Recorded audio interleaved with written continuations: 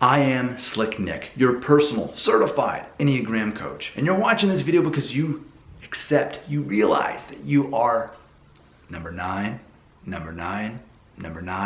Beatles fans? No? Okay. So, you want to learn more about being a number 9, the peacemaker. What do you look like when you're not yourself, when you're stressed out or when you're relaxed? Who do you become? Let's find that out. We're going to look at my trusty friend here, The Enneagram Made Easy. I love this book, you know that. And you can easily purchase this by clicking the link right there. It takes you to Amazon. It's not expensive. It'll get to your door quickly and you can understand a lot about yourself and others. So what's your wing? As a 9, it's going to either be naturally an 8 or a 1. So let's find out what 9s look like when they're an 8. You'd be more outgoing, assertive, anti-authoritarian. You would change between being confrontational and reserved. But if you're more on the one side of things as a 9, then you'd be more orderly, critical, emotionally controlled, and compliant. Which is funny because I feel like the 9s that I personally know are more on the one side of things. So, what do you look like when you have that incredible Hulk moment and you turn into a monster? What does that look like when you're the most stressed? Well, you would become the negative side of a 6. So you would become overwhelmed by anxiety and worry. You would become self-doubting, indecisive, and rigid. You'd become more passive and inactive. But when you move to the best version of yourself, you'd become the positive side of a 3, the achiever. You'd become more energetic, efficient, and productive. You would narrow your focus. You would acquire more self-confidence. You'd live less through others and take more control over your own life. So that's what that would look like at your best. Now, keep in mind the 9 is known for being the natural chameleon of the group.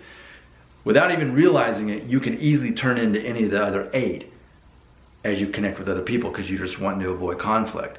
Not to be confused with a 7 or a 3 who, it's like we're put on a mask. We can play the part and easily become that person, but we have to constantly think about it to get what we want and charm people. 9s, they just naturally morph into the other 8 as needed without even realizing it.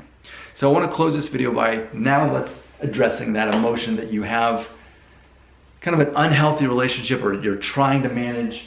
Ultimately, this is the thing that kind of set you up as a 9 as a child. So when we're looking at the triads here, 9s have an unhealthy relationship with anger. And you're thinking, but they're the peacekeepers. They avoid conflict. Well, that's the irony of it. Because as a 9, you're denying your anger. In the same way as a 7, I'm denying my fear. You're denying your anger. And this is what's interesting about 9s. As you get to know yourself, or if you know a 9 and you start talking to them, you realize that they might have anxiety issues. I didn't realize I had anxiety issues as 7, but I do. 9s very well could have anxiety issues. Something happened in their life that they had every reason to be angry, but they cared more about trying to keep the peace and move on, so they have that anger inside of them. Not necessarily forgiveness issues, but anger issues that they never let out. And because of that, it can lead to anxiety. It also can lead to them wanting to just do whatever it takes for there to keep the peace, which often is very good. But you can imagine that has its downside too if there's that lack of decision there, if there's that indecisiveness. Now the 9s I know are not like that, but that can be the downside of it. And isn't that funny to think about the peaceful people, the most peaceful out of these have anger issues, specifically, that they are denying their anger. So when you look at what your unhealthy relationship is, maybe you need to tap into not denying that anger, to address that anger, to accept that that anger is there for a reason, and it's probably not your fault. This is all about emotional intelligence.